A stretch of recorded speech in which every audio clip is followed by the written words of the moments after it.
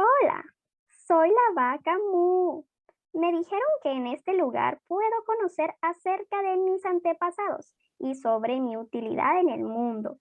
¿Es muy cierto? Hola Mu, mucho gusto. Soy la ingeniera Krista. Bienvenida a La Actitud. Claro que sí. Aquí te enseñaremos todo acerca de tu historia. Pasa adelante. Muchas gracias. Mm, Me gustaría empezar conociendo acerca de la historia de todo lo que se deriva de mí y sobre sus producciones industrializadas. Mm. Por supuesto. Para empezar, hace mucho tiempo, sobre el 4000 antes de Cristo, surgió una civilización muy inteligente llamada los sumerios. Ellos desarrollaron sistemas de agricultura y ganadería en donde por primera vez se registraron consumos de leche. Así pues, la producción de leche fue traspasando fronteras hasta llegar a los griegos y a los romanos, en donde los lácteos, como el queso, estaban envueltos por connotaciones divinas. En el siglo XV comienzan a surgir mercados de lácteos importantes en Suiza, desarrollando los primeros pasos de una industria lechera en toda Europa, aunque se tenían preferencias en los quesos, ya que estos no perecían tan rápido como lo era la leche cruda. Ah, ya entendí. Pero, ¿cómo es que entonces se descubrió cómo conservar y hacer más saludable la leche? Después de varios intentos y hechos claves para el desarrollo de la industria alimentaria, como lo es el caso de Nikola Appel, que creó la apertización, en donde se introdujo los alimentos en frascos de vidrio sellado con corcho, que luego se sometían a cocción, llega al mercado el Tetra Pak, uno de los envases más revolucionarios de la industria láctea, creado por Ruben Rausing. Este envase aséptico preserva cualidades, características y aromas de la leche, además de protegerla de microorganismos y bacterias. Muy interesante. Ahora me gustaría saber acerca del proceso biológico que hay detrás de mi comida favorita, el pasto delicioso. Claro que sí, Mu. Pero para este tema, aquí tenemos a otra especialista que te ayudará a resolver este tema. Ella es Nicolasa. Gracias, Krista. Hola, Mucho gusto. Con respecto a tu duda, déjame explicarte qué es lo que está pasando. Como ya dijiste, el pasto es el principal alimento de las vacas lecheras, como tú, Este, al igual que las demás plantas, pasa por un proceso fotosintético, en donde el pasto se desarrolla al mismo tiempo que toman dióxido de carbono y agua de la tierra. Estas sustancias reaccionan gracias a la energía del sol solecito y forman glucosa, en donde, a partir de ella, se formarán estructuras mucho más complejas, haciendo efectivo el crecimiento del pasto.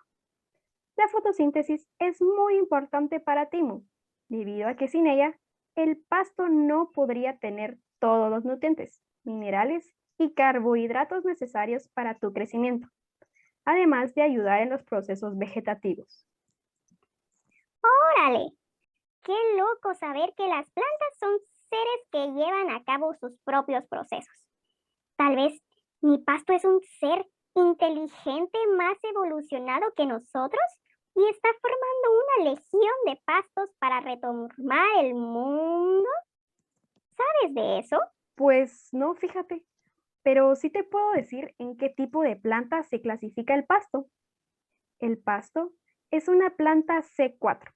En resumidas cuentas, las plantas C4 reducen al mínimo la fotorrespiración, separando físicamente la fijación inicial de dióxido de carbono y el ciclo de Calvin en el espacio al realizar estos pasos en tipos de células diferentes, las células del mesófilo y las células de haz vascular, gastando ATP para que la molécula de 3 carbonos llamada ferri regrese a la célula de haz vascular y quede lista para recoger más moléculas de dióxido de carbono atmosférico. Ah, qué muy interesante. Todo lo que hay detrás de mi deliciosa comida. Pero, cambiando de tema, ¿cuál es el proceso de elaboración de quesos? Porque de mí sale leche. Pero, ¿cómo crean los quesos? Muy buena pregunta, Mu. Fíjate que todo comienza gracias a la respiración celular, que luego dará paso a la fermentación láctica. Primero que nada, la respiración celular es el proceso que libera ATP, o más bien energía, a partir de una molécula de glucosa en presencia de oxígeno. Luego, en la glucólisis, la primera etapa de la respiración celular, la glucosa se rompe y se convierte en dos ácidos pirúvicos, que básicamente son azúcares de 3 carbonos producidos gracias a este mismo rompimiento, ganando así ATP. En el segundo paso de la respiración celular aeróbica, en la que los ácidos pirúvicos se convierten en dióxido de carbono, electrones de alta energía y más ATP. Después, en la cadena de transporte de electrones, los electrones se convierten el ADP en ATP. Ya en la fermentación láctica, que es anaeróbica, es usada por bacterias en su mayoría para convertir el ácido pirúvico de la glucólisis en ácido láctico, el cual es el ingrediente estrella para producir deliciosos quesos o yogurt y todos los derivados de estos. ¡Hombre! ¡Qué muy loco! Gracias por la explicación, Nicolasa. Oye, de paso, tu nombre como que me recuerdan a las enzimas, lo que me hace preguntarme, ¿cuáles son las enzimas que se utilizan para los quesos? ¿Qué observativa eres, Mu? Pues cabalmente en la industria de los lácteos se utilizan muchas enzimas, como la lactoperoxidasa, que actúa como un bactericida de bacterias específicas, la lisozima, que se utiliza para controlar el hinchamiento de algunos quesos, como lo es el Dambo o el Emmental, la axelasa, que permite la obtención de ciertas texturas y benefician los sabores y aromas más intensos, la lipasa, que también mejora características organolépticas y así muchas más que se utilizan en la industria para mejorar o fortalecer características de los quesos. Es muy cierto, Nicolasa. Depende mucho de las características solicitadas, según cada empresa productora. Pero generalmente para realizar el cuajo y los coagulantes se utilizan preparaciones de enzimas que se emplean para fabricar quesos desde hace miles de años. Históricamente, la mayoría de las enzimas utilizadas provenían de extractos de estómago de terneros, lo cual hacía de estos procesos una preparación costosa y complicada. Por lo que la biotecnología entró en juego al llevar a la industria coagulantes microbianos, derivados de hongos. Aquimosina, producida por microorganismos recombinantes o genéticamente modificados. Está presente en el mercado desde 1990. Se trata de una quimosina producida por microbios, a los que se les ha incorporado el gen para la síntesis de quimosina bovina.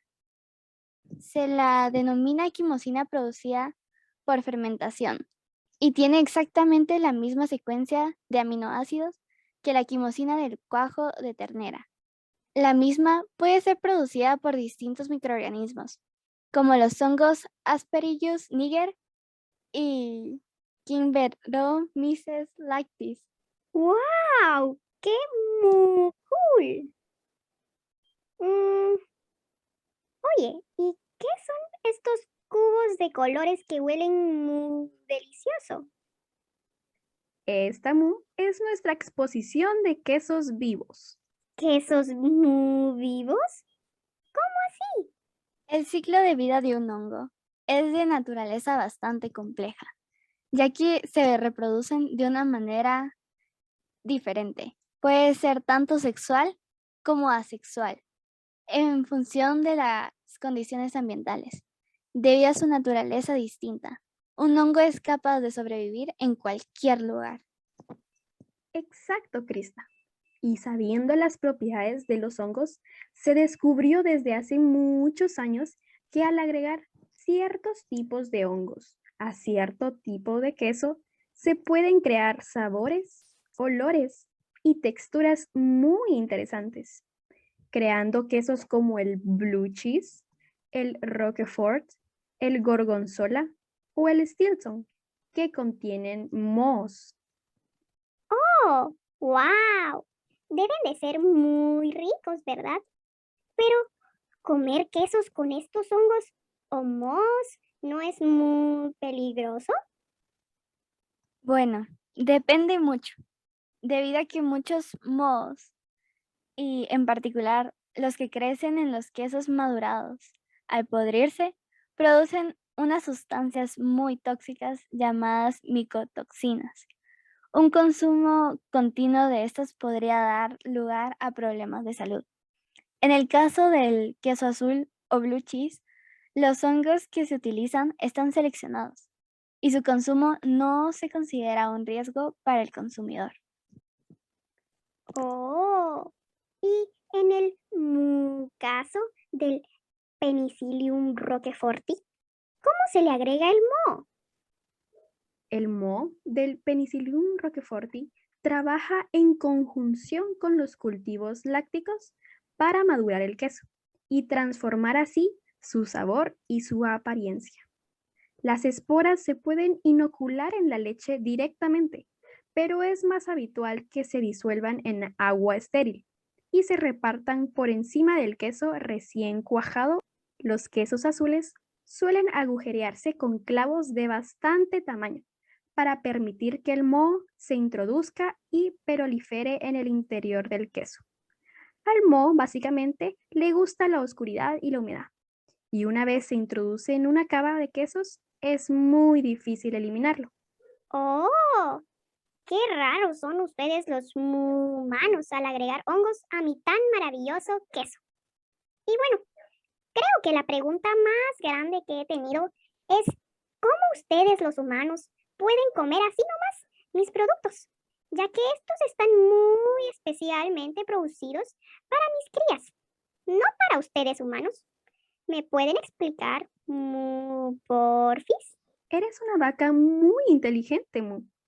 De hecho, esta pregunta se hacían nuestros antepasados humanos, ya que a cierto grupo de personas les caía muy bien la leche, pero a otro grupo no.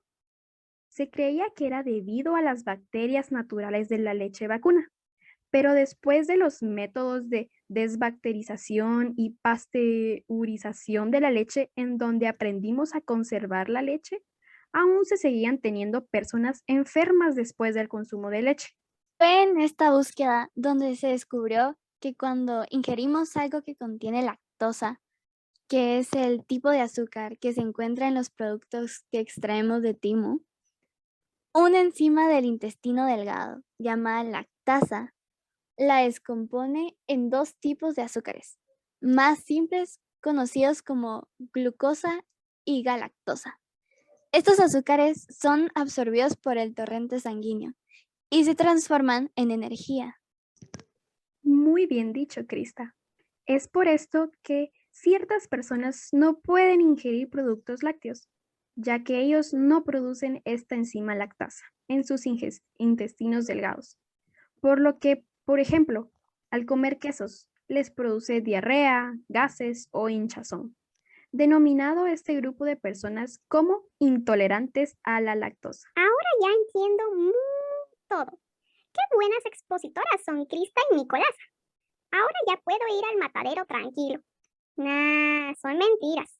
Lideraré a mi familia vacuna por el camino de la paz y producción de productos lácteos hasta poder sacar nuestros pasaportes e irnos a la India donde seremos veneradas, como las diosas que somos. Fue un gusto. Hasta la vista. Adiós. Adiós, Mu. Qué rara esa vaca.